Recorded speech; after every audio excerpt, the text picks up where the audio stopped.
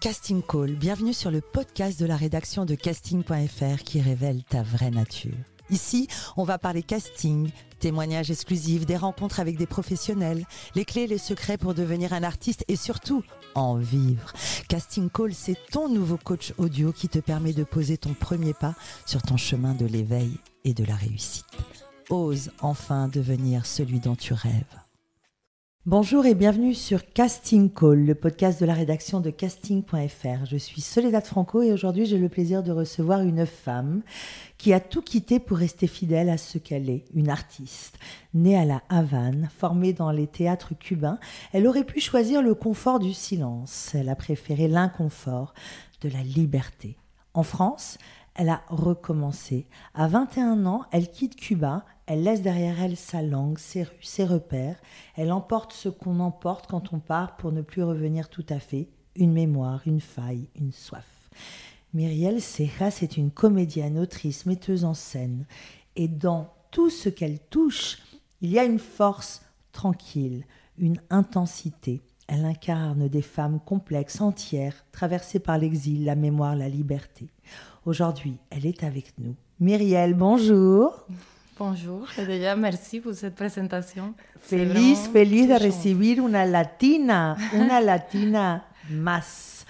Ose devenir celui dont tu rêves. C'est la phrase qui guide ce podcast. Qu'en est-il pour toi en 2025 ? C'est une année très importante pour moi parce que j'ai déjà accompli un rêve que je depuis pas mal de temps, que c'est le rêve de continuer avec ma carrière artistique, mais à un autre niveau. Donc, commencer un business dans la culture. Et c'est vraiment une consacration un peu de tout ce que j'aime, tout ce que je voulais faire. Un business dont on va parler, qui t'a valu 3 ans de travail. Un business que tu as initié, imaginé en Espagne. Mais d'abord, j'aimerais qu'on parle de ton enfance et de ton identité. Tu es née à la Havane. Raconte-moi quel genre d'enfance tu as eu. Est-ce que la culture existait dans ton école ? Tu avais des frères et sœurs, tes parents étaient artistes. Raconte.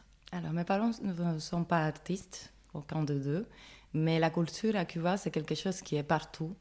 Donc déjà, nous, quand on est enfant, à l'école, au moment de la récréation, on danse. Et ça, c'est très, très impressionnant. Quand je le raconte ici pour les Français, ils me disent, mais vraiment, c'est pour ça qu'on sait danser si bien la salsa. C'est que déjà, à la récréation, tous les enfants à Cuba commencent déjà à danser ensemble. La musique, elle est partout aussi. Donc, c'est quelque chose que dès que tu es très petit, tu commences à être en relation avec. Et moi, je faisais de la danse flamenco, danse espagnole quand j'étais petite. Mes parents m'ont rapidement mis dans un groupe de théâtre pour des enfants. J'aimais beaucoup les marionnettes. Donc, c'était vraiment quelque chose qui m'a toujours accompagnée. Il y a toujours à Cuba ce souci de formation et d'éducation. C'est extraordinaire, ça. L'accès à la formation et cette exigence culturelle. C'est ça. On parle d'un régime qu'on connaît. Avec ses restrictions, mais tous les Cubains sont formés. Je trouve ça extraordinaire. Oui, c'est ça. Et en plus, c'est très bien vu. Donc, tout le monde a l'accès et si tu ne le fais pas, c'est parce que tu ne veux pas.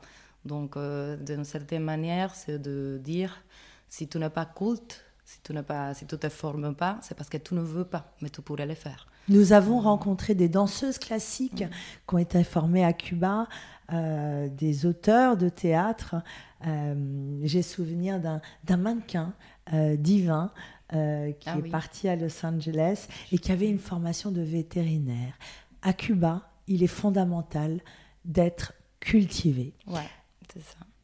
Tu rêvais de quoi quand tu étais enfant ? Parce que Cuba est une île qui peut être parfois un refuge, parfois considérée comme une prison même pour certains, parce qu'on ne peut pas sortir facilement, on connaît un peu le régime. Tu rêvais de quoi quand tu étais enfant et quel genre d'enfance tu as eu à Cuba ? Alors moi, j'ai eu une enfance heureuse, je peux dire. J'étais très soutenue pour mes parents. Donc, pour eux, je peux tout faire et ça aide beaucoup. Quand tu es petite, d'avoir quelqu'un qui te dit tu peux le faire, tout ce que tu rêves, tu l'auras un jour. Donc, pour cette partie-là, c'était très bien. Et mes rêves, bon, je les ai un peu accomplis déjà. Petite, tu te rêvais artiste Oui. déjà? Oui, je me rêvais artiste. Chaque fois que j'allais au festival de cinéma latino-américain à La Havane, qui est un festival très important pour le cinéma latino, et je disais à mon papa, qui allait souvent avec moi, je vais être un jour dans les journaux, je vais être un jour à l'écran. Et ça arrivait. On était très contents la première fois, tous les deux, parce que ce sont des choses que j'ai toujours rêvé et pour lesquelles je me suis toujours battue aussi. Et qui étaient tes inspirations? Est-ce que tu avais des icônes? Est-ce que tu voyais, je ne sais pas, des films au cinéma? Ton premier souvenir culturel, c'est lequel? Moi, c'est surtout les films latino-américains. Ouais. Par exemple, c'était un peu plus grand déjà, mais j'ai le souvenir d'Amores Perros. C'était un film qui m'a beaucoup marqué, qui est vraiment le style que j'aime bien, le type d'histoire que j'aime bien raconter aussi. Donc, c'est un film qui m'a bouleversée et que j'ai vu plusieurs fois. Amores Perros, Oui. rappelle-moi l'auteur. Et c'est Alejandro Iñárritu. Eso. Le théâtre est arrivé très tôt dans ta vie. Très tôt. T'avais quel âge? J'avais déjà fait des cours pour les enfants, mais sinon, l'école à Cuba, on la commence avec 15 ans. 15 ans. Ouais. Donc, c'est une école de théâtre à 15 ans, une vraie école qui te forme. Et quand tu rentres à 15 ans dans cette école, tu y rentres avec la ferme conviction de devenir actrice, d'en faire ton métier, de vivre de ta passion. Combien d'années d'études? 4 ans. Et que disait ton entourage de cette volonté d'évoluer dans un milieu artistique? Tes parents étaient OK avec ça? Ah oui, totalement. Ils te soutenaient encore et encore et encore? Et mes amis, pour eux, c'était évident que j'allais faire ça. Parce que moi, j'avais un jeu à l'école aussi que je faisais avec mes amis, que c'était on va jouer au théâtre. J'étais la seule qui disait ça et qui proposait ça. Et tout le monde me suivait, on faisait des scènes, on racontait des histoires, on jouait un peu ensemble, mais c'était bizarre pour eux parce que ce n'est pas un jeu classique. Est-ce qu'il y avait une actrice que tu admirais ou qui t'inspirait? Oui, il y avait toutes les actrices cubaines déjà plus âgées, évidemment, que moi je voyais depuis que j'étais petite, qui m'inspiraient beaucoup, mais aussi des autres artistes un peu de partout, mais bien évidemment surtout les artistes cubains. On va parler de ton exil, de ta renaissance. Je ne sais pas si c'est une renaissance finalement, parce que tu me parles d'une vraie vie sereine et heureuse et épanouissante à Cuba. Et en même temps, est-ce qu'il était facile pour toi de sortir de Cuba? Oui, parce que j'avais déjà joué dans pas mal de films, donc j'avais l'accès à des visas, un passeport qui me permettait de voyager beaucoup, parce que j'allais souvent dans des festivals de cinéma, donc c'était pas si difficile pour moi. Donc ta carrière en tant qu'actrice a démarré à Cuba? Oui. Alors que tu prenais ces cours de théâtre, ton premier casting, c'est à quel âge que tu le décroches? Alors c'était 19, 20 ans. Premier casting. Le premier casting. Et en plus, c'était très rigolo. C'est très rigolo comme histoire parce qu'ils s'avaient trompé et ils avaient mis mes photos dans les fichiers des mulatas. Mulatas, c'est les filles noires. Métis, ouais. Métis. Ouais, la peau un peu couleur caramel. Mais moi, je ne suis pas mulata du tout. Donc, je suis arrivée au casting et je voyais que tout le monde toutes les filles, c'était des mulatas. Et je me suis dit, bon, je ne l'aurai jamais. Et quand je suis partie, le réalisateur, il a beaucoup aimé mon casting. Donc, il s'est dit, mais attends, peut-être qu'elle peut être blanche, en fait, le rôle. Et ils ont recommencé le casting, ils ont vu des autres filles blanches comme moi. Et voilà, je l'ai eu à la fin. Et c'était quel film? Lisanka. Lisanka. Et là, ça s'enchaîne. Tu décroches plusieurs castings à Cuba. Et tu entames une carrière d'actrice au cinéma à Cuba. Avec une certaine reconnaissance, une certaine notoriété. Comment tu le vis, cette période? Très bien, en fait, très bien. C'était un rêve aussi. Tous les artistes on rêve d'être reconnus, que les gens nous admirent d'une certaine façon, ou qu'ils admirent le travail qu'on fait. Donc, c'était très important pour moi. Et j'ai bien vécu ce moment-là. Mais aussi, il faut savoir qu'à Cuba, les artistes restent quand même quelqu'un de proche. Souvent. Accessible. Il n'y a pas tout ce côté famous, star, inaccessibilité comme il y a ici en Europe ou aux États-Unis. C'est-à-dire qu'on reste toujours dans cette modestie et cette accessibilité. Exactement. Les cachets ne sont pas exorbitants comme il peut y avoir ici. C'est ça. C'est toujours plus que la moyenne, évidemment, parce que les artistes gagnent plus. Mais en comparaison avec un artiste étranger, ça reste quand même... pas si important comme montant. Mais ouais, c'est quelque chose que j'aime bien aussi de Cuba, c'est que les artistes font partie de la population. Personne ne voit un artiste comme quelqu'un qui est supérieur ou qui est plus qu'eux. C'est juste quelqu'un que tu connais, quelqu'un qui tu as un peu une relation avec lui parce que tu l'as déjà vu plusieurs fois. Tu commences à le sentir comme si c'était une famille, tu vois. Mais d'un point de vue très, comment dire, plus amitié que quelqu'un d'inaccessible. C'est intéressant ce que tu dis parce que Cuba, qui est une île si particulière, qui est un vivier d'artistes, d'individus si colorés et avec toute cette connotation d'enfermement, de dictature. Et à la fois, il y a effectivement cette source vivante du savoir-vivre ensemble et de cette joie permanente qui caractérise les Cubains. C'est assez paradoxal. Il me semble que tu as ce paradoxe en toi. Qu'est-ce que tu peux m'en dire ? Tout à fait. Je pense que je suis très... je suis fille, femme, forte, fragile. C'est un peu une combinaison de tout. Ouais, je ressens ça de ma personnalité. Je peux être très cubaine pour certaines choses, mais très européenne pour certaines choses aussi. Jusqu'à tes 26 ans, tu vis de ton métier, artiste, comédienne à Cuba, qui enchaîne les tournages, mais tu décides de tout quitter pour t'installer en Espagne. Pourquoi cette décision, alors que tu étais dans un certain confort finalement à Cuba, ces tournages qui s'enchaînaient, c'est pas rien de partir de son pays et d'atterrir en Espagne. Comment ça s'est passé ? C'est l'amour peut-être ? Non, pas du tout. Et c'était vraiment une envie professionnelle. Moi, je suis déjà quelqu'un qui à la base n'aime pas la routine, qui aime bien les changements, qui n'aime pas être dans le confort longtemps. Donc, parce que pour moi, c'est un frein.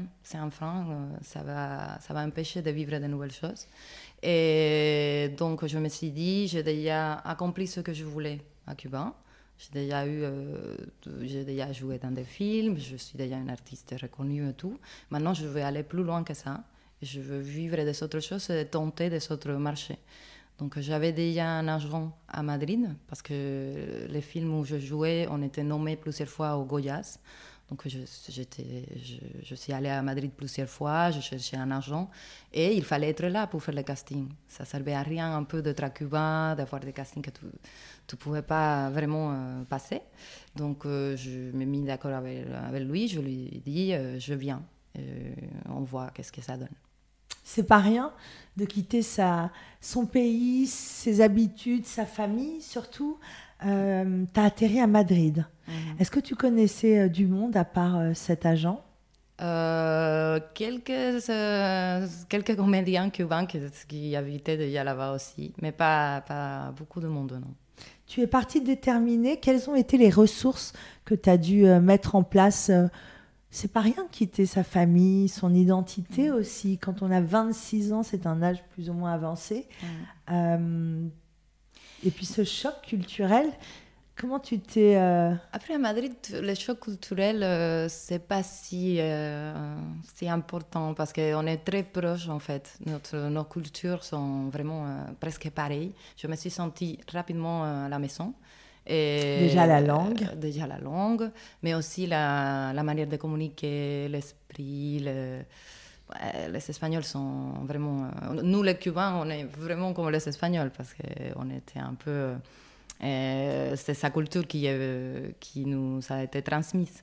Donc, moi, je me suis sentie très à l'aise avec la culture espagnole. Et j'avais déjà planifié ce voyage. Ce n'est pas une chose que j'ai décidé d'un jour au lendemain. C'était un truc auquel j'avais réfléchi presque un an. Et j'avais tout préparé aussi pour le faire. En Europe, quand on veut se lancer dans les castings, les artistes ont souvent besoin de books, d'une bande démo, de photos, d'un CV. Ici, on pose souvent la question, l'agent est-il indispensable? Qu'est-ce que tu en penses, toi? Est-ce que l'agent est indispensable d'après toi? Moi, je ne sais pas comment ils font les autres qui n'ont pas d'argent. Parce que moi, j'ai eu des agents tout le temps. Depuis que je suis arrivée, j'avais un, après j'ai eu deux parce que j'ai mon agent à Madrid et mon agent à Paris. Et tous les castings que je fais, c'est grâce à eux. Je n'ai jamais eu un casting que c'était moi qui l'ai trouvé tout seul. Donc pour moi, c'est vraiment très, très, très important. Et pas que pour le casting, aussi pour te protéger au moment de tournage, pour avoir quelqu'un qui va lire le contrat, qui va bien vérifier, qui va pousser pour que tu puisses avoir les meilleures conditions. Quelqu'un qui est là aussi si tu as besoin d'un réconfort d'un point de vue personnel aussi. Donc pour moi, c'est vraiment un travail très, très, très, très nécessaire pour le milieu artistique. Et ces outils de communication, est-ce qu'à Cuba, c'était les mêmes? Est-ce que l'artiste a toujours fondamentalement besoin de ces photos, 4-5 photos comme on dit, ce book vidéo ou la bande démo et ce CV? Est-ce que c'est la même chose? Est-ce que quand tu es arrivé à Madrid, tu avais ces outils de communication? Je l'avais déjà, parce que moi j'avais déjà pas mal travaillé à Cuba, donc j'avais une bande de démos avec tous les films que j'avais faits. Et c'est pas si évident pour quelqu'un qui n'a pas joué dans le cinéma ou qui n'a pas de contenu audiovisuel. Et à Cuba, la différence c'est que les photos, tu vas chez la directrice de casting, parce qu'à Cuba il n'y a qu'une directrice de casting. Donc déjà on commence par ça. Il y a quelques-unes, mais celles qui travaillent tout le temps, qu'on va appeler tout le temps, et c'est elle qui te fait les photos. Donc, elle va s'assurer d'avoir des photos de tout le monde. C'est pas parce qu'il y a moins de ressources, en fait, les moyens pour pouvoir se faire un book tout seul, c'est compliqué. Donc, c'est elle qui va faire les books pour tous les comédiens. Et pour la vente de démos, bon, chacun doit les faire de son côté, mais si tu ne l'as pas, tu passes un casting avec elle, elle peut l'enregistrer aussi pour toi. Donc, c'est un peu plus solidaire, on va dire. Plus solidaire. Ouais. Les choses sont plus solidaires et peut-être plus simples. Aussi. Avec comme seule intention l'amour de la culture et l'envie de jouer. C'est intéressant d'ailleurs, tout à l'heure tu disais l'artiste reste un être humain normal, il n'y a pas ce côté starification et je trouve ça très joli. Est-ce que quand je te disais le choc culturel, justement, quand on arrive en Europe, où il y a tout ce système, tous ces directeurs de casting, comment ça s'est passé tes premiers castings en Espagne? J'ai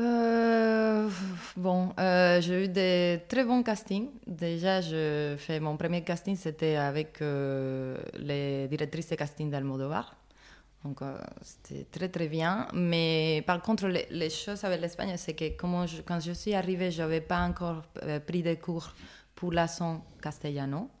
Je faisais la cubaine. Et après, tu sais, pour les castings, ils vont te mettre dans une catégorie. Et même si après, j'avais déjà passé les cours, c'est difficile qu'ils te remettent dans la caisse espagnole, tu vois. Donc, je devais attendre. C'est très intéressant comme sujet parce que justement, quand on est une femme et qu'on vient de Cuba, c'est toujours malheureusement ces rôles où on va toujours te cataloguer plutôt dans un rôle de latina, sexy. Moi, ça ne me dérange pas. C'est juste que mon physique, il ne va pas avec ça, parce que je ne suis pas noire, je ne suis pas mulata, donc j'ai un physique qui est plutôt européen, mais avec un accent qui n'est pas Et ça, c'est un peu... Je peux tout faire. Déjà, mes agents, ils me voient des castings de tout, en fait. Je fais l'italienne, la mexicaine, la colombienne, la cubaine, l'espagnol, donc, parce que je parle plusieurs langues aussi. Donc, c'est compliqué parce que je peux tout faire, mais je ne suis pas vraiment les profils à la fin. Donc, Tu parles combien de langues? Italien, anglais, français, espagnol. Tu plairais à Nathalie Myriam, Cruel Management, qui est cet agent qui exige de ses artistes qu'ils parlent minimum 3 langues, justement pour des productions internationales. Et ça aussi, c'est la richesse d'une femme cubaine. C'est qu'à Cuba, on enseigne les langues. Oui. Et tous les Cubains savent parler minimum 2-3 langues. Pas tous peut-être, mais c'est comme je te disais avant. Si tu ne sais pas, c'est parce que tu ne veux pas. Tu as l'accès. Les Cubains ont accès ouais. à la culture, à l'apprentissage des langues. Les castings en Espagne, t'en décroches? Et oui, j'ai décroché un, mais à ce moment-là, je n'avais pas encore mes papiers. Donc, j'étais touriste, je n'ai pas pu le faire. Et c'était le premier, ça m'a fait mal au cœur parce que moi, tu sais, quand tu arrives dans un pays, les temps, donc tu fais tes papiers, tu fais toutes les démarches administratives. Et moi, je voulais faire des castings depuis le premier jour, je suis allée tout de suite. Et il fallait laisser un petit peu de temps pour la partie administrative. Mais sinon, oui, j'ai décroché quelques castings, j'ai travaillé pour la télévision espagnole. Et voilà, ça s'est bien passé, mais pas autant que je m'attendais. Je croyais que ça allait être plus facile et ça ne l'était pas. Mais en même temps, j'ai eu pas mal de castings et accès à des festivals, de tapis rouges. Voilà, c'était très, très Est-ce que tu sais pourquoi en Europe, c'est beaucoup plus difficile comparé à Cuba? Déjà, il y a plus de monde, plus de concurrence. Et il y a les côtés stars, fameux, followers. Tout ça, à Cuba, ça n'a pas d'importance. Donc, à Cuba, et tu as réussi à t'adapter avec ça, justement, cette course des followers, la starification, travailler son fameux personal branding. C'est intéressant parce que finalement, être un artiste, c'est se former. Avoir ces outils de communication pour démarcher les directeurs de casting. Et puis toi, tu arrives en Europe et tu es confronté à Madrid à justement cette starification, ce personal branding qu'on demande et exige maintenant aux artistes. Qu'est-ce que tu en penses? Je pense que c'est dur parce que c'est justement pour ça qu'on a besoin des agents et parce que c'est très difficile de se vendre à soi-même. Donc, déjà, moi, j'ai un peu de mal. Je peux vendre une autre personne, un produit, mon business, tu vois, c'est facile. Mais quand il s'agit de me vendre à moi, c'est un petit peu plus compliqué. Donc, je pense que bon, il faut apprendre, il faut surpasser cette barrière. Mais ça reste quand même plus facile que ce soit ton agent qui fait ce travail pour toi. Sans parler des self-tapes. Encore, il y a 2-3 jours, je parlais à un directeur de casting qui disait « C'est formidable la self-tape parce que du coup, même si tu es au fin fond de la Creuse, tu peux postuler. » Je trouve ça difficile pour l'artiste d'avoir à se filmer soi-même. Qu'en est-il pour toi? J'imagine qu'en arrivant à Madrid, tu as découvert la self-tape qu'on t'avait jamais demandé à Cuba. Oui, mais c'est surtout en France que je fais des self-tapes. Et c'est surtout après le Covid aussi. Parce qu'à Madrid, presque tout le temps, je faisais des castings en présentiel. Mais oui, les self-tapes, alors... Moi, c'est un peu contradictoire, cette côté-là de self-tape, parce que moi, j'aime bien, parce que ça te permet, comme tu disais, d'accéder à des castings qui ne sont pas dans ton pays. Mais en même temps, c'est pour quelqu'un de perfectionniste, c'est très compliqué. Moi, je me suis déjà retrouvée à faire un casting 50 fois, 50 prises, parce que comme je suis tout seul, j'ai le temps, j'ai envie de le faire encore plus. Encore une autre, et s'il y a personne qui te dit ça suffit, on arrête, c'est compliqué avec le self-tape. Et puis tu te filmes avec ton téléphone. J'ai une caméra pour le faire, mais oui, mais tu peux vérifier chaque fois, tu peux regarder, et tu es jamais content parce que tu te dis bon, je peux le faire mieux, j'essaye encore une autre fois. ça peut rapidement devenir un peu angoissante. Angoissant, bien sûr. Parce que surtout quand on connaît l'exigence des artistes, c'est très difficile. À quel moment on dit « Ok, celle-ci, c'est la bonne, j'ose l'envoyer ». Perfectionniste. Tu viens de dire le mot perfectionniste. Sous ta douceur et ta beauté, on sent cette exigence. C'est là-bas, à Madrid, que tu as eu l'idée théâtre à la minute. Alors, quelle aventure! Comment ça s'est passé? C'est un projet qui vient de Madrid, c'est ça? Qui vient d'Espagne? Oui, c'est un concept, je me suis inspirée sur un concept espagnol qui s'appelle microteatro, où on fait des pièces de 15 minutes dans des salles de moins de 15 mètres carrés pour 15 spectateurs.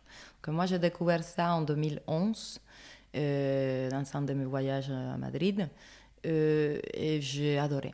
Je suis tombée amoureuse. C'est la première fois que j'ai vu ça. Et je me suis dit, à ce moment-là, j'aimerais travailler pour eux comme comédienne. Moi, je n'imaginais pas devenir entrepreneuse à ce moment-là.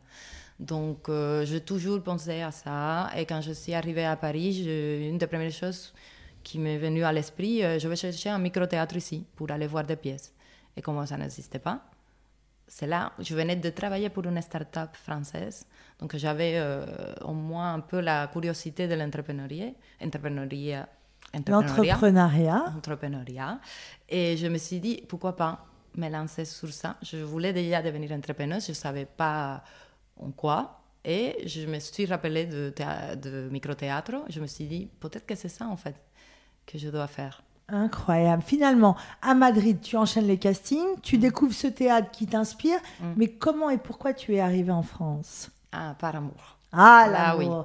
Oui. Je savais que l'amour allait intervenir à un moment ou à un autre. Quand tu dis que tu avais bossé pour une start-up française, c'était en lien avec le milieu artistique? C'était une start-up pour le photographe.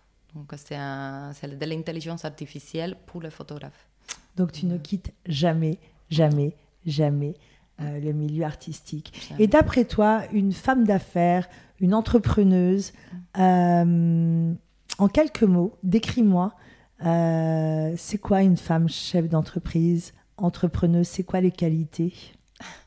Déjà, être OK avec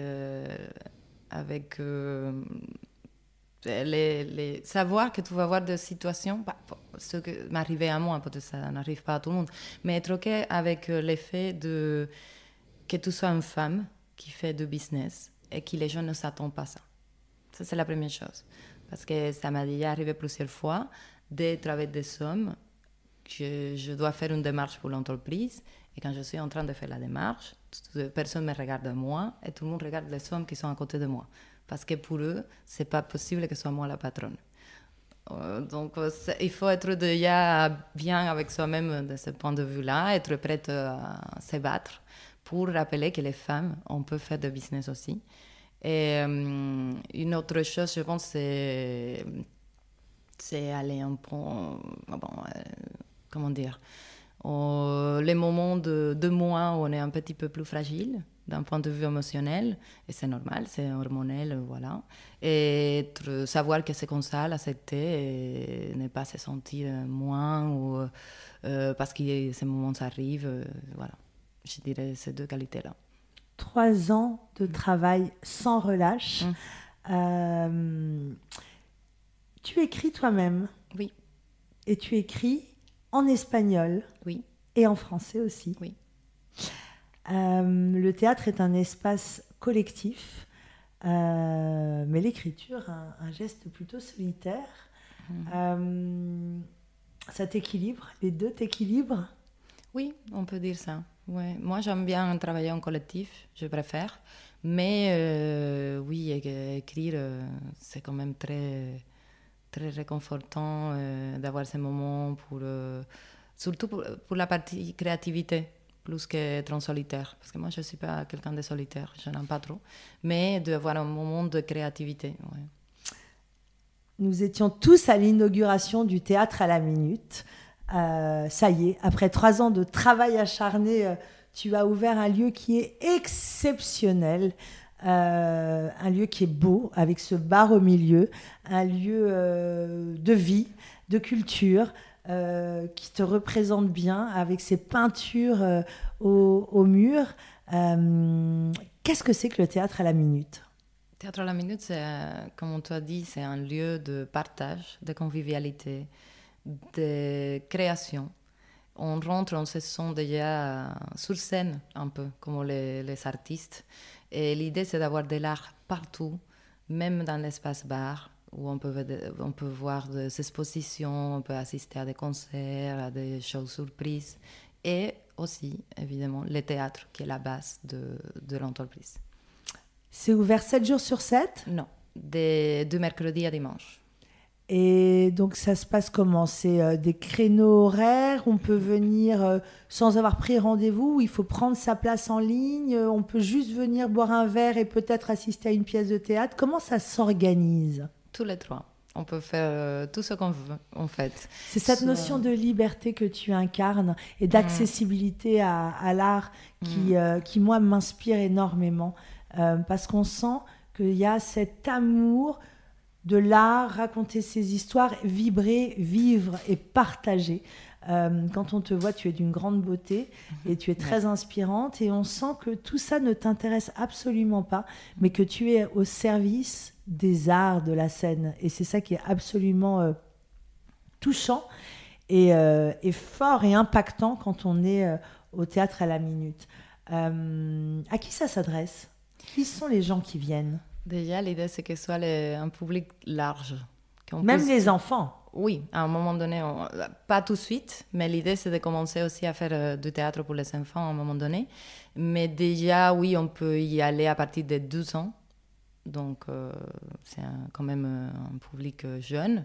Et l'idée, c'est de toucher les gens qui aiment bien le théâtre, le public qui est déjà habitué à aller au théâtre, mais aussi ceux qui ne sont jamais allés, ceux qui ne l'aiment pas, ceux qui ont peur d'y aller. C'est surtout cette public-là on veut attirer aussi, parce que c'est une manière de... Là, il y a un mélange un peu de tout ce qu'on vient de dire, de ma culture cubaine, de l'accessibilité à la culture, de mon esprit de partage. Et donc pour moi, c'est très important que les gens puissent consommer de la culture. Et s'il faut adapter, modifier, renouveler, révolutionner un peu la manière de le faire, c'est bien, parce que l'objectif final continue à être le même. Le métier de comédien est souvent très précaire.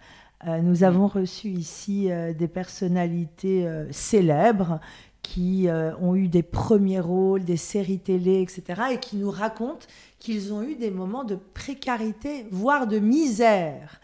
Est-ce que tu as eu des moments de doute où tu t'es dit « Ok, j'y arriverai pas, je retourne à Cuba » ? Non. Jamais. Jamais.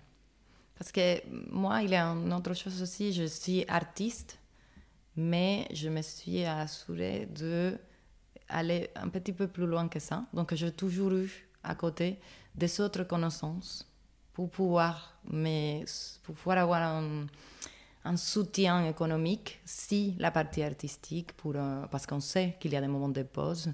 Donc, si ça arrive, je sais que je suis quand même protégée. Donc, j'ai fait une carrière de psychologie à Cuba. Même, je travaillais déjà comme comédienne. Mais cet esprit à Cuba, on doit être universitaire, c'est normal, tout le monde le fait, je veux être universitaire. Donc, je me suis dit, même si je travaille déjà comme actrice, je veux quand même me former sur un autre métier. Et j'ai fait la carrière de psychologie 6 ans de ma vie. Je n'ai jamais exercé, mais ça m'a permis d'être formatrice, de travailler pour des entreprises comme les startups que je te disais avant. Donc, je sais que j'ai des autres ressources pour pouvoir gérer ma vie et mes économies dans des moments où la partie artistique ne me donne pas ce qu'il me faut pour pouvoir vivre. Tu n'as jamais eu de doute quant à ta carrière artistique. Tu t'es toujours dit, je vais continuer. Quelle est la rencontre ? On a tous des rencontres bouleversantes depuis petite jusqu'à aujourd'hui. Une rencontre déterminante où il y a eu un avant-après. Est-ce que tu en as une, toi ? J'ai eu plusieurs, en fait. Comme je je fais pas mal de changements dans ma vie. Je dirais que j'ai eu plusieurs rencontres comme ça. Déjà, la première fois où je suis allée à Madrid, tous les gens que j'ai rencontrés, même mon agent à l'époque. Donc, ce sont des gens qui m'ont motivée pour prendre la décision. Et pareil, pour venir vivre en France, mon ex-mari qui m'a poussé un peu, qui m'a dit oui, ici, tu as aussi des opportunités au niveau artistique, essaye, tu vois. Et je dois lui remercier parce que c'est vrai, c'est ce que je suis en train de faire, je n'aurais pas pu le faire à Madrid, je ne pense pas. C'est vraiment ici que ça pouvait marcher. La France et sa créativité sans faille. Est-ce qu'aujourd'hui, tu as envie toujours de vivre du métier de comédienne, de décrocher des castings, d'aller plus loin? Tu as envie de tournage? Oui. Ça reste l'amour premier? Oui. Et l'idée d'avoir mon propre business, c'est aussi une manière de me donner la liberté de continuer à travailler comme comédienne. Parce que, comme je te disais, quand tu ne travailles pas comme comédienne, si tu dois trouver autre boulot, ça va te limiter un peu en termes d'horaire, de disponibilité. Voilà, ce n'est pas la même vie. Mais en faisant un business, ça te laisse quand même la liberté de choisir sur ton temps libre et de pouvoir être plus disponible. Cette notion de liberté, elle revient très souvent chez toi. Et derrière la liberté, j'entends grande organisation. Est-ce que je me trompe? J'ai l'impression que tu es une vraie stratège. Comment on peut acquérir cette liberté? Parce que derrière la liberté, il y a quand même cette notion de sécurité, insécurité. Quelle est ta définition et comment tu t'organises? Déjà, pour moi, je pense que c'est très important de se former. N'importe l'âge, n'importe si tu ne l'as pas fait avant, c'est très, très, très important pour avoir des outils qui vont te permettre de un peu tout faire et d'être toujours dans un espace de sécurité. Parce que la liberté sans les outils, c'est pas de liberté en vrai. Donc moi, je pense qu'il faut se former et il faut être d'accord avec l'imprévu, avec le manque de contrôle et juste se dire chaque changement me permet de faire une nouvelle chose.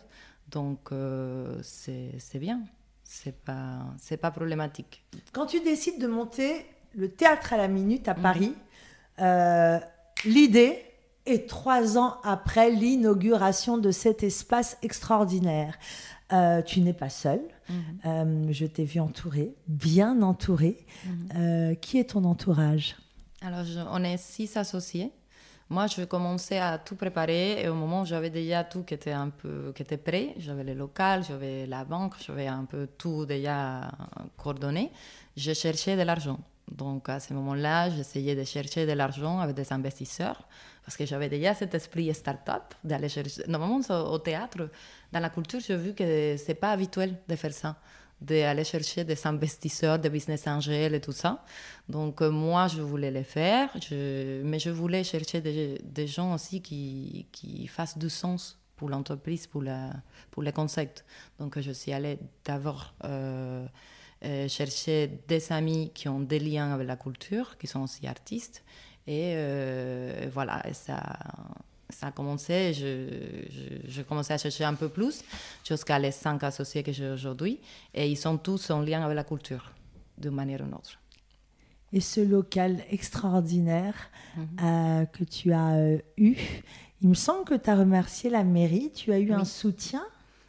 En fait, c'est un local de la mairie de Paris. Ce sont des locaux sociaux qui vont être à disposition, mais pour les projets culturels ou sociaux. Donc moi, j'ai dû passer 4 commissions pour pouvoir avoir accès et pour qu'ils donnent son accord pour que Théâtre à la Minute puisse être dans ce lieu. Ouais. Comme quoi, en France, quand on a une envie, elle est réalisable. Quel conseil tu pourrais donner à tous ces artistes qui ont des rêves, qui se disent j'aimerais ouvrir un théâtre, mais j'ai pas de contact, j'ai pas de réseau. Tu es bien la preuve vivante. Quand on est une Cubaine et qu'on a une idée, à force de travail, On y arrive. On y arrive. Et il faut vraiment remercier Internet aussi. Parce que moi, je me suis formée tout seule pour pouvoir faire cette business grâce à chercher des informations. Donc, Enquêter, rechercher, comprendre, oui, c'est mon slogan. c'est ça, c'est ça. Moi, si Tu t'es moi... dit, comment faire? Et donc, j'enquête. Alors, exactement. Donc, moi, j'ai eu l'idée. Je voulais entreprendre en quelque chose. Je commençais à parler avec des amis. Je racontais des idées chaque fois. À un moment donné, je parlais de faire micro-théâtre. Ils m'ont dit, ah, c'est sympa. Donc, moi, je me suis dit, mais je fais ça avec un bar pour que ce soit rentable. Donc, quelle était la première chose que j'ai fait? Je suis descendue au bar en bas de chez moi et je demandais au patron combien tu dépenses en électricité, combien tu payes de loyer. Donc, et comme ça, tout a commencé comme ça. Je cherchais des amis qui avaient déjà des entreprises, je posais des questions, je suis allée à la chambre de commerce, je me suis formée avec eux. Donc, c'était vraiment... C'est pour ça que ça m'a pris 3 ans. Créer du mouvement, aller chercher l'information. Et si je peux le faire, une étrangère qui ne parle pas, je parle le français, mais c'est pas ma langue maternelle, et j'ai déjà lu pas mal de contrats, j'ai déjà signé des contrats avec la banque, j'ai déjà signé des bails, donc si moi je peux le faire, c'est plus facile pour un français, c'est sûr. Donc c'est juste avoir l'envie, être d'accord avec le fait qu'on va passer pas mal de temps à travailler sur ça et qu'il faut donner son temps. Mais en même temps, quand on fait ce qu'on aime, on ne le ressent pas comme on travaille. Ah, ça, c'est la grande chance quand on est artiste. Même si, en tant que femme d'entreprise, aujourd'hui, tu es dans des réalités économiques. Ça, c'est un autre souci. La rentabilité du lieu. Tu es tous les jours présente. Tous les jours. Tous les jours. C'est moi qui accueille le public. Parce que j'aime bien, parce que je veux m'assurer qu'ils se sentent chez eux et qu'ils comprennent bien les formats et que l'expérience elle est vécue de la manière dont je rêvais qu'elle soit vécue en fait. Où est-ce qu'on peut retrouver toute l'actualité, suivre toutes les informations, savoir comment se rendre, etc. Sur notre site web, théâtrealaminute.com et sur les réseaux sociaux aussi. Et on peut manger sur place. Oui. J'ai mangé des bonnes tapas. De très bons produits espagnols et français. Oui, c'est un bar, c'est un restaurant, c'est un théâtre, c'est un lieu multiculturel, c'est un laboratoire créatif, c'est une pépinière. C'est un lieu qui te ressemble. C'est un lieu 100% Myriel. C'est mon bébé. Ton vrai bébé où il y a ce souci de transmission, de créativité, d'expression, de partage et d'échange. Et d'émotion. Et d'émotion. Pour moi, les émotions sont très importantes. Et justement, Théâtre à la Minute, c'est ça, c'est passer d'une pièce à l'autre pour provoquer des émotions différentes chaque fois. J'étais là le jour de l'inauguration. Tu as remercié. Et remercier aussi tes parents qui n'étaient pas là. Comment on fait pour évoluer comme ça, justement, loin de sa famille, loin de ses racines, de ses parents? C'est un peu compliqué parce que c'est un peu triste de ne pas pouvoir partager ces moments avec eux et toutes les belles choses qui m'arrivent. Mais en même temps, les parents cubains, ils sont très présents. Donc, ils sont là, même si je ne peux pas leur voir. Je parle presque tous les jours avec eux. Donc, c'est surtout... Franchement, la personne que je suis aujourd'hui, c'est grâce à eux. Parce que c'est eux qui m'ont dit, tu peux tout faire. Si tu as envie, si tu te formes, et si tu veux, vraiment, tu peux tout faire. Quels sont les moments les plus difficiles que tu as rencontrés le long de ta carrière? Les moments où je quittais Cuba, je suis allée vivre à Madrid avec beaucoup d'espoir que ça allait marcher tout de suite. Ça a pris un peu plus de temps de ce que je m'attendais.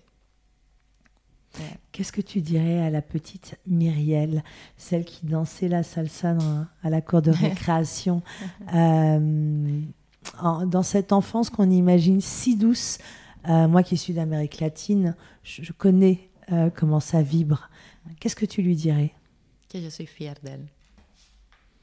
Le théâtre à la minute. Myriel Cejas, merci pour ce moment et on se retrouve tous et toutes dans ton lieu divin et merveilleux. Merci Myriel. Merci à toi.